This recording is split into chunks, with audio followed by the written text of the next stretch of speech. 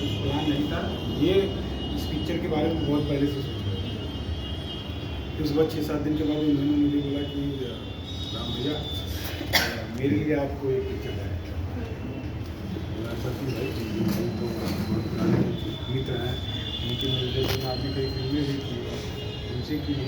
बोले नहीं, मैं आपके साथ करना चाहता हूँ। तो मैं भी बहुत अच्छे डायरेक्टर हैं, लेकिन मुझे आपके साथ बोला ठीक है कोई बात नहीं। देखो मैं बताया इनको कि देखो मैं भोजपुरी तो करता नहीं हूँ, क्योंकि मैं हिंदी करता हूँ। रही बात यहाँ यूनिवर्सिटी के पास काम कर रहा हूँ, ये हमारा घरेलू इस वजह से मैं ये सब कर रहा हूँ। बोले नहीं आप मेरे लिए ठीक है।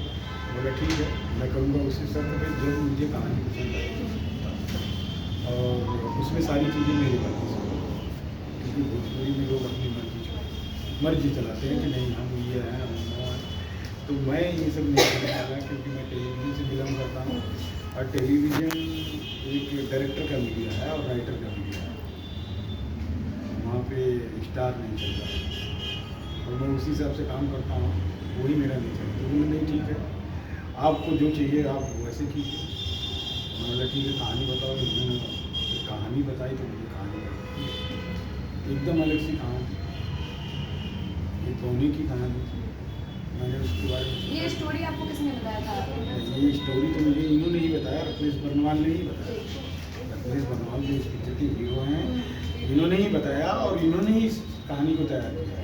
कहानी को इन्होंने लिखा, थॉट इनका ही था। इन्होंने कहानी तो बोले ये कहानी है, तो मुझे लगा कि नहीं ये कहानी तो एकदम अलग है और अगर इस कहानी को मैं करता हूँ तो मेरा भी एक सौभाग्य होगा, क्योंकि हर एक डायरेक्टर चाहता है कि उसके लाइफ में कुछ ऐसा क्रिएशन हो जो एक अलग हो।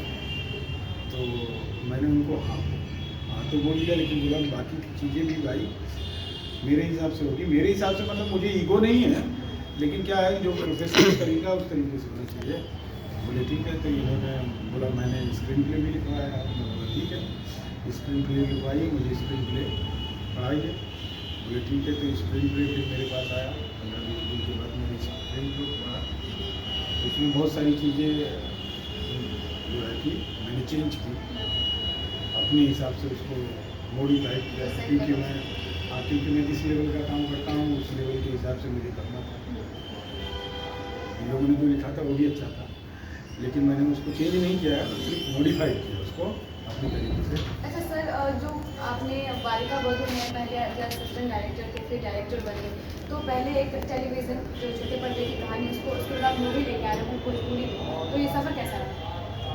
देखिए ये सफ़र तो बहुत ही फैंटास्टिक रहा, बहुत ही अच्छा है और हर व्यक्ति चाहता है कि नहीं मैं आज फिल्म कर रहा हूँ, क्योंकि फिल्म तो फिल्म होती है और किसी भी लैंग्वेज की।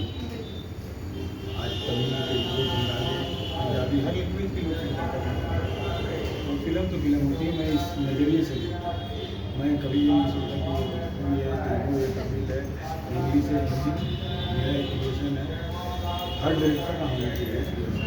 अब हम अगर सोचते हैं कि बॉलीवुड की फिल्म बहुत अच्छी होती है, बहुत बड़ी होती है, तो हम उस लेवल का काम करेंगे तो हमारी फिल्म बहुत अच्छी बनेगी, बहुत बड़ी बनेगी।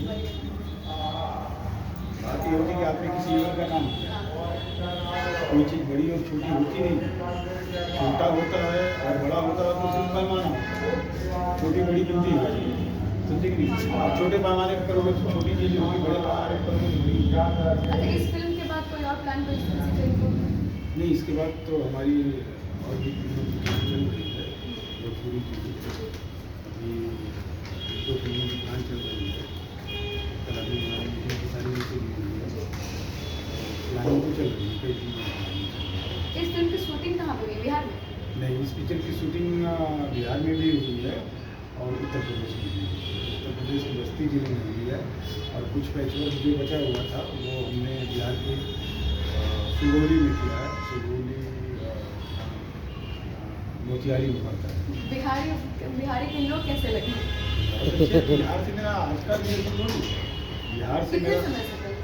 बिहार से तो मेरा मैं आज के 18 साल पहले पवन सिंह से के साथ काम कर चुका था। कौन सी मूवी या सॉन्ग? मूवी थी, पिक्चर का नाम था भोजपुरी दरोगा। अच्छा, भोजपुरी दरोगा भोजपुरी ही पिक्चर थी, मैं भी उसमें असिस्टेंट था। हमारे जो सीनियर वो दरवाजा लगा थे, तो मैं पवन जी के साथ तो उसमें बहुत पहले काम कर चुका था। सुदीप पांडे थे, उसमें हीरो थे। तो ऐसा नहीं है कि मुझे बिहार से तो बहुत पहले से मेरा पहले से लगा हुआ है। सर सर मेरा आखिरी सवाल होगा, भोजपुरी में आए दिन जो गाने आते हैं तो उसमें इतना ज़्यादा अश्लीलता है, ऐसे ही शब्दों को यूज़ किया जाता है, उस पर क्या करेंगे? देखिए क्या होता है ना कि रही बात अश्लीलता की है, तो अश्लीलता तो हर जगह पे गलत है। चाहे वो आप सॉन्ग में पेश करो या किसी फिल्म में पेश करो। हाँ, रही बात कि आप फिल्म में या सॉन्ग में अगर कहीं पेश कर रहे हो तो उसका एक रीज़न अगर है, आपने स्ट्रॉन्ग रीज़न अगर दिया है तो लोग गलत नहीं कहेंगे। लेकिन आप अपने आप को ये सोच कर कि मैं ऐसे ही गाऊंगा तो लोग ज़्यादा पसंद करके मेरी तरफ आकर्षित होंगे, ये गलत है। ये गलत है।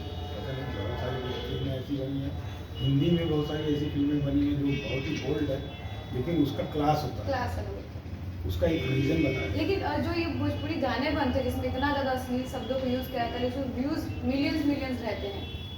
देखिए व्यूज़ जो मिलियंस होते हैं कि पब्लिक, अब हर किसी के हाथ में मोबाइल है, उसने देखा ये गाना है, उसने उसको दबा दिया और सुन रहा है। अब ये ज़रूरी नहीं है वो आदमी पब्लिक के बीच में सुन रहा है या अपने घर पे बैठ करके सुन रहा है। मोबाइल और आदमी अकेले में भी सुन सकता है। रही बात सुन लिया, सुनने के बाद अगर आदमी भूल गया उसको, तो व्यूज़ जो आते हैं उसका कोई बहुत बड़ा वो अपने को प्राउड फील नहीं करना चाहिए कि मैंने ये गाना गाया, उस पर इतनी ज़्यादा व्यूज़ आ गए और हम इससे इतनी ज़्यादा पैसे तो कमाए। प्रेरणा तो वहीं से मिलता है ना कि अगर कोई गायक गाना गाया इतने अश्लील तरीके से और वो वायरल हो गया, तो वो तो कहीं सोचेगा ना कि एक वायरल हुआ तो फिर ऐसा ही गाना गाया जाए। देखिए क्या होता है, प्रेरणा मिलने के लिए आप गलत काम करके पैसे कमा लो, उससे क्या आपको इज्जत हासिल होती है। आप गलत काम करके, मैं कह रहा हूँ सिर्फ गाने की बात नहीं कर रहा हूँ, बहुत सारे लोग ऐसे इस दुनिया में, इस समाज में बहुत सारे ऐसे गलत काम हैं जिससे लोग काम कर रहे हैं और पैसे कमाते हैं। जिस तरीके से एक मैं कहूँगा स्मगलिंग अगर एक तरीके से देखा जाए तो लोग स्मगलिंग करके बहुत सारे पैसे कमाते हैं, लेकिन क्या स्मगलरों की इज्जत होती है? लोग समाज में उसको इज्जत देते हैं? नहीं देते हैं। तो वही चीज़ अश्लील गाने गाने वालों की भी होती है। आपको पैसे मिल जाते हैं, आपका नाम भी होता है, लेकिन लोग उनको देखते भी तो हैं हे दृष्टि से, देखते भी तो अगर आपको वही चीज़ पसंद है कि नहीं मुझे कोई बुरी नज़र से देखे लेकिन मुझे पैसा और नाम फेमस है, तो उसके लिए कोई क्या कर सकता है भाई? जब आपको पसंद ही है वो चीज़। सर आशा है कि आपकी जो फिल्म आ रही है छोटे बलम की प्रेम कहानी ब्लॉकबस्टर साबित हो। बहुत बहुत धन्यवाद आपका सर।